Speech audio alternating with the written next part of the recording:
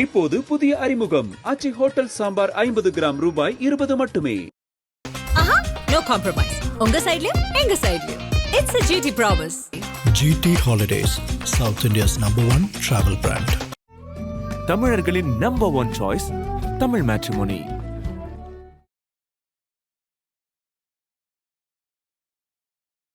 காங்கிரஸுக்கு ஒரு நல்ல வாய்ப்பு கிடைத்தது. இதுல ஒரு எக்ஸ்பெரிமெண்டா இந்த எலெக்ஷன்ல அவங்க ஜாஸ்தி தூக்கி இருந்திருக்கலாம் தாவே கொடவை நின்று. ஆனா மீண்டும் காங்கிரஸுடைய பழைய பெருசாலிகள் எல்லாம் சேர்ந்து ராகுல் காந்தி இந்த நிலைமைக்கு கொண்டு வந்து விட்டுட்டாங்க அப்படிங்கிற ஒரு பரவலான ஒரு விமர்சனம் இருக்கு. நாளை முதல் ப. சிதம்பரத்துக்கு எதிராக இருக்கக்கூடிய காங்கிரஸ்காரர்கள் 22 மாவட்ட தலைவர்கள் நாங்கள் எல்லாம் ரிபல் கேண்டிடேட்ஸ் போட போறோம், திமுகவிற்கு சவாலாக இருக்கிறோம், அந்த ரிபல் கேண்டிடேட் போட்டா தமிழ் வெற்றி கழகத்துடன் தொடர்பு வைத்துக் கொள்வோம் என்றெல்லாம் பகிரங்கமாக சொல்ல இருக்கிறார்கள். காங்கிரஸ் விடுபட இருக்கிறது. வினோத், ஸ்டாலினுக்கும் ராகுல் காந்திக்கும் இருக்கக்கூடிய கசப்பு எங்கே ஆரம்பித்தது என்றால் கரூருக்கு அனுதாபம் தெரிவித்தார் அன்றிலிருந்து விஜயுடன் பேசியது. ஆக மொத்தம் காங்கிரஸ் விடுபட இருக்கிறது. ஒரு MP வாங்கிட்டாங்க. திமுகவிற்கு முகத்தில் கரி பூசப்பட்டது. ஆனா திமுக கூட்டணியில இருந்து வெளியவே வரக்கூடாது அப்படின்னு ஒரு முடிவோட சோனியா காந்தி இருப்பதற்கான காரணம் என்ன? தன்னுடைய மகன் மீது சோனியா காந்தி ராகுல் காந்தி மீது நம்பிக்கை இல்லாததுதான் காரணம். 2029 4வது முறை பிரதமராக ஆகாவிட்டார். மூட்டை முடிச்செல்லாம் கழிச்சு இட்டாலிக்கோ லண்டனுக்கோ USA தான் போக வேண்டிய நிலைமை வந்துடும் என்ற ஒரு அவநம்பிக்கை ராகுல் காந்தி மீது வந்துவிட்டது. அதனால்தான் பிரியங்கா காந்தி முன் நிறுத்துகிறார்கள். இன்னைக்கு தேதியில விஜய் லீடிங் இருக்காரு பப்ளிக் ஒப்பீனியனை பொறுத்து மட்டும் என்பதுதான் வட இந்தியாவில் பேசக்கூடிய பேச்சு. விஜய் எடப்பாடி பழனிசாமி ஒன்று சேர்ந்தாலும் சேரலாம். காரணம் ராகுல் காந்தி மறைமுகமாக தொடர்பில் இருந்தது தங்களுடைய ஒரு முயற்சிக்கு எதிர்த்து போகிவிட்டார் என்று விஜய் தரப்பிலும் பேசுகிறார்கள் என்பதுதான் நான் கேள்விப்பட்டேன். ஆதரணியர்களுக்கு அன்பு வணக்கம். இன்றைய சிறப்பு நேர்காணலில் நம்முடன் இருந்திருக்கிறார் மூத்த பத்திரிகையாளர் டெல்லி ராஜகோபால் அவர்கள். சார் வணக்கம். நமஸ்காரம் பா. நமஸ்காரம். நமஸ்காரம் சார் வணக்கம். இந்த காங்கிரஸ் திமுக கூட்டணி ஒரு வழியா முடிவுக்கு வந்திருக்கு. அதாவது அலையன்ஸ் உறுதிப்படுத்தி இருக்கிறாங்க அப்படிங்கிறத பாக்குறோம். ஆனா தொடர்ச்சியா நிறைய விமர்சனங்களும் இருந்திருக்கு. அந்த விமர்சனங்கள்ல இருந்து தொடங்கலாம் அப்படின்ட்டு காங்கிரஸுக்கு ஒரு நல்ல வாய்ப்பு கிடைத்தது. இதுல ஒரு எக்ஸ்பெரிமெண்டா இந்த எலெக்ஷன்ல அவங்க ஜாஸ்தியா நின்றுக்கலாம், ஜாஸ்தி தூக்கி நின்றுக்கலாம் தாவே கொடவை நின்று. ஆனா மீண்டும் காங்கிரஸுடைய அந்த பழைய பெருசாலிகள் எல்லாம் சேர்ந்து ராகுல் காந்தி இந்த நிலைமைக்கு கொண்டு வந்து விட்டுட்டாங்க அப்படிங்கிற ஒரு பரவலான ஒரு விமர்சனம் வருது. அதே மாதிரி ஒரு கோல்டன் ஆப்பர்ச்சுனிட்டி காங்கிரஸ் தவற விட்டது அப்படிங்கிற ஒரு விமர்சனமும் வருது. உங்களுடைய பார்வை என்ன? இந்த முடிவுக்கு என்ன காரணம் நினைக்கிறீங்க? டெல்லியில சோனியா உண்மையில் தலையிட்டாரா? ஆதன் தமிழ் நேயர்களுக்கும் வினோத் நேயர்களுக்கும் என்னுடைய நன்றிகளை தெரிவித்துக் கொண்டு நான் இரு உதாரணங்களை சொல்ல ஆசைப்படுகிறேன். சோனியா காந்திக்கும் ராகுல் காந்திக்கும் இடையே ஒரு மனக்கசப்பை உண்டாக்கியது ப. சிதம்பரம் தமிழ்நாட்டினுடைய 28 சீட்டை வாங்கி கொடுத்து. அதனுடைய பிரதிபலிப்பு தான் ஐயா ஸ்டாலின் அவர்கள் அப்படின்னாரு ரிப்போர்ட்டர் பார்த்து, பினிஷ் பண்ணிட்ட காங்கிரஸ். ராகுல் காந்தியிடமிருந்து ஒரு SMS வரவில்லை, ஒரு போன் கால் வரவில்லை. நன்றி தெரிவித்து 28 சீட் என்றால் அதற்கு ப. சிதம்பரம் சொன்ன பதில் என்ன என்று கேட்டீர்கள், சிரிப்பீர்கள் தாங்கள். அதை 2-3 காங்கிரஸ் ஒர்க்கிங் கமிட்டி மெம்பர்ஸ் டெல்லியில் என்ன சொல்லுகிறார்கள் என்றால், ஒரு ராஜ்யசபா சீட் என்பது ஒரு லோக்சபா சீட் என்பது நீங்க கணக்கு போடணும் அப்படின்னா கணக்கு சொல்லி கொடுக்கிறார். தமிழக காங்கிரஸை திமுகவுடன் அடங்கு வைத்தது செல்வ பெருந்தகை என்று சொன்னால் அதை மீட்டு கொடுக்காமல் மீண்டும் அடங்கு வைத்தது ப. சிதம்பரம் என்று ஒரு ஒர்க்கிங் கமிட்டி மெம்பரே எங்கிட்ட சொன்னார். அதை தவிர KC வேணுகோபாலுக்கும் கிரீஷ் சோடங்கருக்கும் மனஸ்தாபம். இதை முன்னின்று நடத்தியது செல்வ பெருந்தகை, அதற்கு பின்னிருந்து கொடுத்தது மிஸ்டர் ப. சிதம்பரம். ஆனால் ஒன்று நிச்சயம், ப. சிதம்பரத்தினுடைய விளக்கம், ஒரு லோக்சபா MP என்றால் 6 MLAக்கள், ஒரு ராஜ்யசபா MP என்றால் 34 MLAக்கள், ஆக மொத்தம் 28 + 34 வாங்கி கொடுத்தேன் என்று பெருமையாக பேசிக்கிறார். வழக்கறிஞர்களாக இருக்கலாம். ஆனால் இதிலிருந்து வரக்கூடிய செய்தி என்ன என்று கேட்டால், வினோத், இன்று நாம் இருவரும் பேசிக் கொண்டிருக்கும் பொழுது 6ஆம் தேதி மார்ச் மாதம் ஃப்ரைடே 3 மணிக்கு அந்த nominations of 6 Rajya Sabha MPs finalise பண்ணிட்டு நாளைக்கு வேட்பாளர்கள் தேர்ந்தெடுக்கப்பட்டதாக அறிவித்து விடுவார்கள். காங்கிரஸுக்கு ஒரு MP கிடைச்சாச்சு. நாளை முதல் ப. சிதம்பரத்துக்கு எதிராக இருக்கக்கூடிய காங்கிரஸ்காரர்கள் 22 மாவட்ட தலைவர்கள் புதியதாக ஒரு கோஷத்தை எழுப்பி இருக்கிறார்கள். நாங்கள் எல்லாம் ரிபல் கேண்டிடேட்ஸ் போட போறோம், திமுகவிற்கு சவாலாக இருக்கிறோம். அந்த ரிபல் கேண்டிடேட் போட்டா தமிழ் வெற்றி கழகத்துடன் தொடர்பு வைத்துக் கொள்வோம் என்றெல்லாம் பகிரங்கமாக சொல்ல இருக்கிறார்கள். காங்கிரஸ் பிளவுபட இருக்கிறது வினோத். ஆனா சிதம்பரத்தினுடைய ஒரு சூழ்ச்சி, ராகுல் காந்திக்கு திசை திருப்பிய சூழ்ச்சி என்ன என்று கேட்டால், ஒரு எம்பி எலெக்ட் பண்ணிட்டாச்சு, இனிமேல் பண்ணிக்கலாம். இது மு.க. ஸ்டாலினுக்கு முகத்தில் கொடுத்த கறி பூச்சினா மாதிரி ஆயிருக்குது. ரிபல் கேண்டிடேட் படம் என்ன பண்ணுவாங்க? போதாது குறைக்கு ராகுல் காந்திக்கும் சிதம்பரத்திற்கும் கருத்து வேறுபாடுகள் அதிகமாகிவிட்டது. சோனியா காந்தி வேண்டுமென்றே திமுகவிற்கு அதிகமான சீட்டோ சின்ன சீட்டோ வாங்கி முடிச்சுடு, இல்ல அப்படின்னா பிஜேபி வந்துடும் அப்படிங்கிற பயமுறுத்த ராகுல் காந்தியுடைய ஒரே ஒரு காரணம், 234 தொகுதிகளிலும் எப்படி மேற்கு வங்காளத்தில் போடுகிறோமோ போட்டி அதே மாதிரி இங்கே போட்டு காண்பிக்கலாமே, திமுக வெளியே வரலாமே என்ற எண்ணத்தினால் தான் அவர் தொலைபேசியோடு பேசாதிருந்தார். பிறந்த நாள் வாழ்த்து தெரிஞ்சு தூங்கி எழுந்தார் 2:30 மணிக்கு. அப்பதான் ட்வீட் போட்டாரு, ப்ரோ காணோம், பிரதர் பிரதர் பிரதர் பிரதர் எல்லாம் மறைஞ்சு போச்சு. 4வது, ராகுல் காந்திக்கு ஸ்டாலின் மீது என்ன கோபம் என்று கேட்டீர்களேனால், சிவசேனாவுடைய பத்திரிகை சாம்னாவில் உத்தவ் தாக்கரே ஒரு கட்டுரை எழுதினார் மணிசங்கரை மேற்கோள் காண்பித்து, அடுத்த பிரதமர் இந்தி கூட்டணியுடைய தலைவர் மு.க. ஸ்டாலின் என்று. அதில் தான் கோபம் வந்தது வினோத். பிரிந்தது. போதாது வரைக்கு பல முறைகள் பிரவீன் சக்கரவர்த்தி மூலமாக விஜயுடன் ராகுல் காந்தி 3 முறை பேசியிருக்கிறார். இது ஸ்டாலினுக்கு தெரியும்.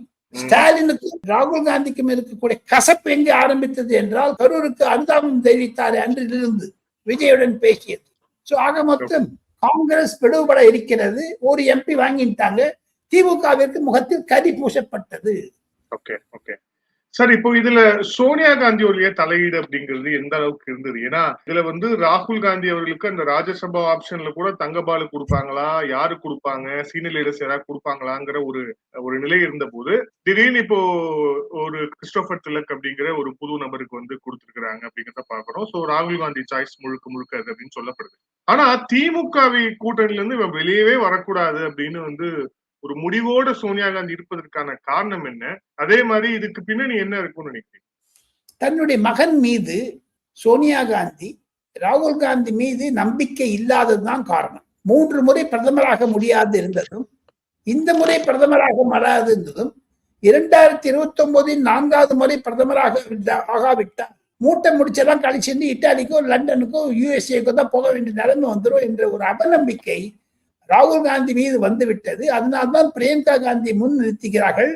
போதாத குறைக்கு டெல்லியில் வளர்க்கக்கூடிய சில முக்கியமான செய்திகளை வைத்து பார்த்தால், தனக்கு வயதாகிவிட்டது என்று சோனியா காந்தி நினைக்கக்கூடிய அளவிற்கு பல ட்ரஸ்ட், பல அறக்கட்டளை நிறுவனங்கள், பல காங்கிரஸ் கட்சியில் இருக்கக்கூடிய நிதி சம்பந்தப்பட்டதுக்கெல்லாம் பில் எழுத ஆரம்பிச்சிட்டாங்க சோனியா காந்தி. அதற்கு சில முக்கிய விஷயங்கள்லாம் தமிழ்நாடு ஒரு மூத்த வழக்கறிஞர் கூட அதெல்லாம் டிராப்ட் பண்ணி தரான்னு கேள்விப்பட்டேன். அதுல இருந்து ராகுல் காந்தி பிரித்து சோனியா காந்தி தன் மகளுக்கு அதிகமாக கொடுப்பதா என்றால் ஒரு கசப்பு இருப்பதாகத்தான் தெரிகிறது டெல்லியில். அந்த மாதிரி ஒரு 18 ட்ரஸ்ட் இருக்கு Vinod. Rajiv Gandhi foundation, Indira Gandhi memorial library, Indira Gandhi memorial trust, Sanjay Gandhi memorial trust, Anand Bhavan, இன்னொரு இருக்குது. யாருக்கும் தெரியாது. அது எக்ஸப்ட் சோனியா காந்தி அந்த லீகல் டீம் அவளுக்கு தான் தெரியும். அதுல 2-3 தமிழ்காரனும் உள்ள பூந்து விளையாடுறாங்க. அதுதான் நெருக்கம். அந்த நெருக்கத்தின் காரணமாகத்தான் திமுகவிற்கும் காங்கிரஸிற்கும் ஒரு பின்னணி கூட்டணி வந்தது காரணம். இதுல திமுக அப்செட்டா இருக்காங்க. அதையும் நீங்க சொல்ல மாட்டேங்கிறீங்க. கனிமொழி ராகுல் காந்தியுடன் பேசும் பொழுது ஒரு பூச்சாண்டி காமிச்சாங்க. எப்படி பீகாரில் காங்கிரசிற்கு 5 எம்எல்ஏக்கள் கிடைத்தார்களோ, தேர்ந்தெடுத்த பிறகு அந்த 5 எம்எல்ஏக்களும் ஜனதாதள் நிதிஷ்குமார் தலைமையில் போன மாசமே சேர்த்துட்டாங்க போய். அந்த மாதிரியான சூழ்நிலை தமிழகத்திலும் வரும். டிவிக்கோட சேர்ந்துருவாங்க, பயப்பட்டுருக்காங்க. அதனால நான் அதிகமான சீட் தர மாட்டேன்லாம் சொல்லிட்டு ராகுல் காந்தி சொன்ன நத்திங் டூயிங், நான் எனக்கு 41 தான் வேணும்னு அடிச்சு போட்டு சொன்னாரு. எங்க 3 தூதுக்குள் போச்சுங்க. ஆர் ராஜா, மாப்பிள்ளை, கனிமொழி 3த்துக்கு ஸ்டாப் பண்ணுவாரு. சோனியா காந்தியை பார்க்க வேண்டாம் என்று கூட சொல்லி இருக்கிறாங்க கனிமொழியிடம். அதற்கும் மேலாக சிதம்பரம் தலையிட்டார்னா யாருக்காக வேலை செஞ்சாங்க? சிதம்பரம் திமுகவிற்காகவா காங்கிரஸ்க்காகவா? ஆக மொத்தம் நிச்சயமாவே நீங்க சொன்ன மாதிரி தங்கபாலு. உண்மை சொல்ல போனா நிஜமாவே நான் சொல்றேன், எனக்கு அந்த கோப்பண்ணாவை இன்றல்ல நேற்றல்ல பல ரொம்ப நாளா தெரியும். அவருக்கு கொடுத்துருக்காங்க, எவ்வளவு கஷ்டப்பட்டிருக்காங்க. அதே மாதிரி இதயதுல்லா அவர் பேசிட்டே இருக்காரு, ஒரு டெலிவிஷன்ல வந்துருக்கு, எவ்வளவு ஆர்கியூ பண்றாரு. அது மொத்தம் காங்கிரசும் சரி திமுகவும் சரி விஜய் வந்ததின் நோக்கத்தின் மூலமாகத்தான் திருத்தூர் வாக்குத்தான் போகக்கூடாது என்பதற்கு எம்எல்ஏக்கள் திருத்துகிறார்களோ இல்லையோ எம்பியை அடித்து காண்பித்தோம் என்ற ஒரு மமதை தான் காரணம் என்று சொல்லுகிறார்கள். காரணம் 6 எம்பில 2 பேர் கிறிஸ்டியன், எல்லாரும் பயப்படுறாங்க சார். அதை தவிர இதே கிறிஸ்தவ எழுதிய பேசிய கட்டுரைகள் பல அதே காங்கிரஸ்காரர்களால் விநியோகிக்கப்படுகிறது. எனக்கு 2 SMS வந்ததுங்க காத்தால இருந்து வாட்ஸ்அப்ல. அவர் திமுகவை எதிர்த்து பேசியிருக்கிறார். கை விட்டு பயிற்சி வினோத். இது குழப்பத்தை உண்டாக்கி, எவ்வளவு குழப்பம் இருக்குதோ அதனுடைய குழப்பம் தேர்தலுக்கு பிறகு தெரியும். காங்கிரஸ் அழிஞ்சு போடுங்க, இருக்குதுல்ல போடுங்க, பீகார் மாதிரி ஆயிடுங்க சார். இப்போ பீகார்னு நீங்களே சொல்லிட்டீங்க, அதுல இருந்து இன்னொரு செய்தி தொடங்கிடலாம் அப்படின்ட்டு. நிதிஷ்குமார் அவர்கள் ராஜ்யசபா எம்பி ஆறாரு, அப்புறம் அங்க பாஜகவுடைய முதலமைச்சர் வருகிறார் அப்படிங்கிற விஷயம் போது இதுல விமர்சனத்துக்கு நம்ம 2வது போவோம். ஃபர்ஸ்ட் இந்த முடிவு எடுக்கப்படுறதுக்கான காரணம் என்ன, இதோட பின்னணி என்னன்னு நினைக்கிறீங்க? எனக்கு கிடைக்கக்கூடிய தகவல்கள், என்னுடைய அனாலிசிஸ், நான் அரசல் மூலமாக நரேந்திர மோடி அவர்கள் தன்னுடைய 3வது ஆண்டுக்கு நுழைவதனால் ஜூன் 10ஆம் தேதி 2026 அதற்கு முன்னதாக பல திட்டங்களை தீர்க்க வேண்டும். அதில் முன்னதாக ஜென்சி என்று சொல்லக்கூடிய நேபாளத்தில் ஆரம்பித்த ஒரு தகராறு, நேபாளத்தில் ஜனாதிபதிக்கு கிடைக்கக்கூடிய தேர்தல், பிரதமருக்கு இந்த தேர்தல் எல்லாம் நடந்து முடிந்தாலும் இலங்கையில் ஒரு பெரிய குழப்பம் ஏற்படுத்த 2 வருடங்களுக்கு முன்னதாக அது மாதிரி வரக்கூடாது, ராகுல் காந்தி என்ன பண்ணாலும் இதையெல்லாம் மேற்கொள்ள வேண்டும் என்று ஜென்சி தான் முக்கியங்க இந்த பீகார் தேர்தல் மாறுதலுக்கு. அதுதான் என்னுடைய கருத்து. காரணம் என்ன என்று கேட்டால், நிதிஷ்குமாருக்கு உடல்நிலை சரியில்லை. பல பொதுக்கூட்டங்களில் தேசிய கீதம் பாடும் பொழுது நிதிஷ்குமார் எழுந்து உட்கார்வு கிடையாது, அவருக்கு பேச தெரியல, முடியல. அவர் அடல் பிகாரி வாஜ்பாய் என்று பிரதமர் நரேந்திர மோடி 3-4 முறை கூப்பிடுகிறார். சோனியா காந்தி இந்திரா காந்தி என்று சொல்லுகிறார். இதெல்லாம் ஒரு வயசாயிடுச்சு, தப்பு சொல்லக்கூடாது. அதனால எல்லாருக்கும், எனக்கும் வயசாயிடுச்சு. அது எடுக்கணும். அது இதுதான் சரி சமயமா பார்த்தாங்க. காரணம், ஜனதா தள் வியூல தேஜஸ்வி யாதவ் சேர்ந்துன்னு ஒரு கட்சி ஆரம்பிச்சு அவங்கெல்லாம் ஒன்னாயிட்டாங்கன்னா காங்கிரஸுக்கு இல்லவே இல்லை, அங்க வயிற்று போயிடுச்சு. ஆனா இந்த தேஜஸ்வி யாதவுக்கு இம்பார்ட்டன்ஸ் கொடுக்க கூடாது. ராகுல் காந்தியும் தேஜஸ்வி யாதவையும் பிரிக்க வேண்டும். 2029 4வது முறையாக பாஜக வர வேண்டும். போதாத குறைக்கு எல்லாம் முக்கியமானது. அதன் நேர்களுக்கு நான் ஒரு ரகசியத்தை சொல்ல ஆசைப்படுகிறேன் வினோத் மூலமாக. உத்தரப்பிரதேசத்தில் 3வது முறையாக யோகி ஆதித்யநாத் வர வேண்டும் என்றால் பீகாருடைய நிழல் அங்கு இருக்கணும். எப்படி வாரணாசியில பிரதமர் கண்டெஸ்ட் பண்ணிட்டு பீகார்ல ஒரு 5 பார்லிமெண்ட் கான்ஸ்டிடுவன்சிக்கு அந்த ஒரு வேவ் போயிடுச்சோ, அந்த மாதிரி ஒரு சிச்சுவேஷன் உருவாக்கணும்னு பாக்குறாங்க. காரணம் என்ன என்று கேட்டால், பீகார் மூலமாக வட இந்தியாவில் 21 மாநிலத்தை தவிர 22வது மாநிலத்தையும் நாங்கள் பிடித்து காண்பித்து விட்டோம். எதிர்கட்சிகள்லாம் வீக்கா இருக்கிறது காமிக்கிறோம்னு காமிச்சிருக்காங்க, வேற ஒண்ணுமே கிடையாது. மாணிக் தாக்கூர் ட்வீட் போட்டாரு, இப்ப நிதிஷ்குமார் சாப்பிட்ட மாதிரி, உத்தவ் தாக்கரே சாப்பிட்ட மாதிரி எடப்பாடி பழனிசாமி சாப்பிட்டுருவாங்கன்னு. ஐயா மாணிக் தாக்கூர் அவர்களே, தங்களுடைய ட்வீட்டை நான் பார்த்தேன். தங்களுடைய கட்சியை திமுகவுக்கு அடகு வைத்தீர்களே ப. சிதம்பரம், அதற்கு என்ன பதில் சொல்ல போறாரு? இதே மாணிக் தாக்கூர் சஸ்பெண்ட் பண்ணணும்னுட்டு மீசம் போட்டாரு. பாரதியார் மீசம் எங்க போச்சு? மீசம் ஒடுங்கிடுச்சா? மாணிக் தாக்கூர் ப. சிதம்பரத்துக்கு மாணிக் தாக்கூருக்கு எப்பவுமே ஆகாது. இது போதாத வரைக்கும் இது ஒண்ணு. பழனிசாமி சாப்பிடுவாங்களா ஏடிஎம்கே? இப்ப ஒன்னே ஒண்ணு கேட்கிறேன், டிஎம்கே எலெக்ஷனுக்கு அப்புறம் எங்க இருக்க போகுதுன்னு பாருங்க. அதுக்கு மாணிக் தாக்கூர் உறுதியாக நிற்பார். மாணிக் தாக்கூருக்கு இப்போ எம்.கே. ஸ்டாலின் மேல கோபம் கிடையாது, எடப்பாடி பழனிசாமி மேல கோபம் கிடையாது, சிதம்பரத்தின் மேலதான் கோபம் முழுக்க முழுக்க. ஆக மொத்தம் பாஜக அதிமுகவை சாப்பிடாது, திமுக காங்கிரஸை தமிழகத்தில் சாப்பிட்டு விட்டது. மு.க. ஸ்டாலினுடைய முதுமை காரணம், முதிர்ச்சி காரணம் என்று தான் நான் அலச முடியும். Best handling by MK. Stalin to finish this Congress. அதுதான் அவருடைய மண்ணை எண்ணெய் இப்படி காமிச்சாரு டெலிவிஷனுக்கு. இதுல டெல்லியில இருந்து இதை வியூ பண்ணும்போது வருகிற தேர்தல், தமிழக சட்டமன்ற தேர்தலை எப்படி வியூ பண்றாங்க? ஏன்னா பிரதமர் விட்டார், பிரச்சாரம் தொடங்கி விட்டது. எதிர்க்கட்சி தலைவர் எடப்பாடி பழனிசாமி அவர்கள் நேரடியாக அமித்ஷா அவர்களை பார்த்தார். பல விஷயங்கள் போயிட்டே இருக்கு. சோ இந்த தேர்தலை இப்ப அவங்களுடைய கணிப்புல எப்படி பாக்குறாங்க? ஏன்னா விஜய்னு ஒரு பெரிய ஃபேக்டரும் நடுவுல இருக்கு அப்படிங்கிற போது இதை இப்ப எப்படி வியூ பண்றாங்க? இதை 3-4 விதமாக பிரித்து கொள்ளலாம். தேர்தல் மார்ச் மாதம் 12ஆம் தேதி 3 மணிக்கு டெல்லியில் அறிவிப்பு இருப்பதாக இன்று காலை நான் கேள்விப்பட்டேன். அது 12-13 கூட இருக்கலாம். ஒன்று. இரண்டாவது, இருக்கக்கூடிய நிலைமைகளை பார்த்தால் ஒளிவு மறைவு இன்றி ஆதன் தமிழ்நேயர்களுக்கு சொல்ல வேண்டும் என்றால் அமித்ஷா மனதில் இருப்பதை சமீபத்தில் எடப்பாடி பழனிசாமி சந்தித்த போது கூட சொன்னார். டிஎம்கேக்கு சஃபாய் கர்னா ஹை, உக்காடக்கே பெங்க்னா ஹை. அதை மொழிபெயர்த்தவர் கூட எனக்கு தெரிந்தவர் தான். வேரோடு புடுங்கி எறிய வேண்டும், அதை ஸ்கிரீன் செய்ய வேண்டும், சஃபாயில ஒழிச்சுவிடணும் அப்படின்னு. அதில் மும்மரமாக இருக்கிறது பாஜக.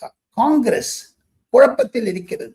கம்யூனிஸ்ட் கட்சிகளிடையே அகில இந்திய அளவில் MA பேபி என்று சொல்லக்கூடிய கேரளாவினுடைய முன்னாள் தலைவர், அது இப்பொழுது பொதுச் செயலாக இருக்கிறார் கம்யூனிஸ்ட் மார்க்சிஸ்ட், அவர்கள் சொல்லும் போது கூட தமிழகத்தில் இருந்து வரக்கூடிய செய்தி மத்திய கம்யூனிஸ்ட் கட்சிக்கு திமுகவிற்கு ஆன்டி இன்கம்பன்சி அதிகமாக இருப்பது, போதைப் பொருள், கள்ளச்சாராயம், பாலியல் கொள்கை, கொள்ளை, கொலை, இதெல்லாம் வச்சுட்டு பாத்தீங்கன்னா we are facing immense anti incumbency அந்த கடிதத்தில் எழுதியிருக்கிறார்கள். அந்த கடிதத்தை பார்க்கக்கூடிய ஒரு முயற்சியில் நான் ஈடுபட்டேன், பார்த்தேன். பூஷ்வாகா, டிஎம்கே has become பூஷ்வாகான்னு எழுதியிருக்காரு சிபிஐ ஜெனரல் செக்ரட்டரி. இதெல்லாம் வச்சு பாக்குங்க. இப்ப நம்பர் கணிச்சுக்கு வரலாம். நம்ம டெல்லியிலேருந்து பார்க்கும் பொழுது குறைந்தது 15 முதல் 20 senior editors, anchors, NDTV, Republic, Times Now, India Today, Aaj Tak போன்ற தலைமை ஆசிரியர்கள், சீனியர் மோஸ்ட் ஆங்கர்ஸ் எல்லாம் ஸ்டாலினையும் எடப்பாடி பழனிசாமியும் விஜயும் பார்த்து விட்டு வந்தார்கள். அந்த ஒரு 10-15 பேர்ல 6-7 பேர் எனக்கு நன்றாக தெரியும், மிக நெருங்கி பழகி இருக்கிறவன். என்னிடம் சில டெல்லி பத்திரிகையாளர் கேட்டால் தாங்கள் புரிந்து கொள்ள முடியும். அவர்களுக்கு கற்றுக் கொடுத்த பாடம் கூட நான் பெருமைப்படுகிறேன். அவர்கள் ஜேர்னலிசத்து வரதுக்கு காரணம் இருந்தது நான். அவருடைய கருத்து என்ன என்று கேட்டால், தமிழகத்தில் தொங்கு சபை வரும், விஜய் இஸ் a ஃபேக்டர், இபிஎஸ்க்கு கிரௌட் இருக்குது, கரண்ட் பிஜேபி கிட்ட இல்ல. ஆனாலும் பிஜேபியும் அதிமுகவும் இருப்பதனால் திமுக என்பது சஃபாய் ஆயிடும் சொன்னார். திமுக 3வது இடத்துக்கு வந்தாலும் ஆச்சரியப்படுவதற்கு இல்லை. காரணம், தமிழகத்தில் ஆன்டி இன்கம்பன்சி அதிகமாக இருக்கிறதாகத்தான் பல சீனியர் எடிட்டர்ஸ் என்கிட்ட சொன்னது. இதை விட்டுருங்க. Times now, republic, India today, NDTV, இவங்களுக்கெல்லாம் ஒரு செஃபாலஜிஸ்ட் வச்சிருக்காங்க, கருத்து கணிப்பார்கள். அவங்களுக்கு வரக்கூடிய data after Thanjavur election every week ஒரு அனாலிசிஸ் பண்றாங்க. இந்த வாட்டி பாயிண்ட்ஸ் தான் போறாங்க. பாயிண்ட்ஸ் டெல்லியிலேருந்து உட்காந்து பேசுறாங்க. ஒரு 10,000 பேர், 20,000 பேர் போன்ல, வாட்ஸ்அப்ல தான். ஒரு பிரபல தொலைக்காட்சியினுடைய கருத்து கணிப்பு இன்று வந்தது, ஃப்ரைடே 6 மே மார்ச் 2026. தஞ்சாவூர் கூட்டத்திற்கு பிறகு விஜயனுடைய மதிப்பு 67 பாயிண்ட்ஸ், எடப்பாடி பழனிசாமி 66, 65, இது நடுவுல. திமுகவுடைய பாயிண்ட்ஸ் இதெல்லாம் 100% போகாதீங்க, அந்த பாயிண்ட்ஸ்ல வருது 48, இங்க 66, 67, 48. இன்னைக்கு தேதியில விஜய் லீடிங் இருக்காரு பப்ளிக் ஒப்பீனியனை பொறுத்து மட்டும் என்பதுதான் வட இந்தியாவில் பேசக்கூடிய பேச்சு. விஜய், எடப்பாடி பழனிசாமி ஒன்று சேர்ந்தாலும் சேரலாம். காரணம், ராகுல் காந்தி மறைமுகமாக தொடர்பில் இருந்தது, தங்களுடைய ஒரு முயற்சிக்கு எதிர்த்து போகிவிட்டார் என்று விஜய் தரப்பிலும் பேசுகிறார்கள் என்பதுதான் நான் கேள்விப்பட்டேன். பெரிய நான் கேள்விப்பட்டேன். சோ விஜய், எடப்பாடி பழனிசாமி, அதாவது விஜய் என்டிஏக்குள்ள வருவதற்கு இன்னும் வாய்ப்பு இருக்குன்னு நினைக்கிறீங்க? போஸ்ட் எலெக்ஷன் சினாரியோல இருக்கும். இப்பெல்லாம் இந்த எலெக்ஷன் எல்லாமே சீல் ஆயிடுச்சே. ராஜ்யசபா எலெக்ஷன் ஓவர், திமுக கூட்டணி 21 பேர் வச்சு மோள அடிக்கிறாங்க. 21 பயமுறுத்துறாங்க. இங்க 14 இது புதுசா இருக்கு தமிழ்நாட்டில். நான் கொடியெல்லாம் பார்த்துருக்கேன், நம்பரை பார்த்து கிடையாது. அப்போ அந்த பின்னணியில் பார்த்தால் திமுகவிற்கு இது விரோதமாக போகும். அதிமுகவினுடைய அணுகுமுறை காரணமாக, காரணம் அதிமுக நிறைய பிரச்சனை இருக்குது, தமிழக பாஜக பிரச்சனை இருக்கு, தமிழக கம்யூனிஸ்ட் பிரச்சனை இருக்குது, மதிமுக இருக்குங்க சார். பாருங்க சார், அங்க வைகோ அவர்கள் என்னிடமே சொல்லி வருத்தப்பட்டார். அந்த மல்லை சத்தியாவை தூண்டி வித்து திமுகன்னு சொல்லிட்டு அவரோட 2 பேருமே இருக்காங்களே, எப்படி அவர் ஒரு கொடி ஒண்ணு வந்துருச்சு. ஸோ ஆக மொத்தம் பார்த்தீர்களே ஆனால் எடப்பாடி பழனிசாமியினுடைய ஒரு நிலைப்பாடு, விஜய் காங்கிரஸுக்கும் திமுக வந்த ஒரு கோபத்துல he may do anything. முதல்ல இவ்வளவு குழப்பம் இருக்குது, தேர்தலுக்கு பிறகு மேலும் குழப்பம் இருக்கும். காரணம், வாக்காளர்கள் குழம்பி இருக்கிறார்கள், தொங்கு சபை என்று தான் சொல்லுகிறார்கள். போஸ்ட் போல் சினாரியோல பாத்தீங்கன்னா எடப்பாடி பழனிசாமி விஜய் பாஜகவுடன் சேருவதில் பிரகாசமாக இருக்கிறது, காட்சி ஒளிர்மயமாகத்தான் இருக்கிறது என்று சொல்லிடுறாங்க டெல்லியில் இந்த லாஸ்ட் 2-3 டேஸ்ல. ஏன்னா 2 பேருக்கு காமன் எனிமி டிஎம்கே. இன்னைக்கு பொதுமக்களிடையே திமுகவை மிக மிக தாக்கி பேசுவது விஜய் ஒருத்தர், அடுத்தது எடப்பாடி பழனிசாமி. எதிராக இருக்குது. இப்ப பாருங்க, எடப்பாடி பழனிசாமி திட்டார தவிர ஸ்டாலின் விஜய் ஒரு வார்த்தை கூட சொன்னது கிடையாது. அதே மாதிரி நரேந்திர மோடி வந்து 2 கூட்டம் பேசிட்டார், எடப்பாடி பேசிட்டார், விஜய் பத்தி ஒருமே டச் பண்ணல. சோ இந்த மாதிரி இப்போ ஒருத்தருக்கு எதிர்த்து 2 பேர் இருக்காங்க. இந்த விஜய் எதிர்த்து திமுக இருக்கிறது. அதுல ஒரு வாக்காளர்களுடைய நிலைமை எப்படி இருக்குன்னு கேட்டீங்கன்னா, தஞ்சாவூர் மீட்டிங், அப்புறம் நாளைக்கு எலெக்ஷன் மேனிஃபெஸ்டோ கொடுக்க போறாரு விஜய் 8ஆம் தேதி. இதெல்லாம் வச்சுன்னு பாத்தீங்கன்னா ஒரு கன்சாலிடேட்டட் காமன் மினிமம் ப்ரோக்ராம் வைத்து தேர்தலுக்கு முன்னதாக கூட ஏன்னா காங்கிரஸ் ரிசர்வ் கேண்டிடேட் போட்டாங்கன்னா அது விஜய்க்கு லாபமா போகும், திமுகவுக்கு கஷ்டமா போகும். அதையெல்லாம் விஜயும் ஏற்பாடு செய்கிறார். ஓவரால் பாத்தீங்கன்னா தமிழ்நாடு தொங்கு சபை பார்க்க தான் போகிறது. இது நடுவில் RN ரெட்டி மாத்தி விட்டாங்க. அதுக்கு என்னத்துக்கு திமுக வந்து குஷிப்படுறாங்க, பாஜக பண்ண. ஆனா RN ரெட்டி மாத்தினத்தை விட ரொம்ப டேஞ்சரஸ் சிச்சுவேஷன் நான் சொல்றேன். ஏன்னா அந்த கேரளா கவர்னர் எனக்கு நல்லா தெரியும், ராஜேந்திர சார் பக்கா RSS.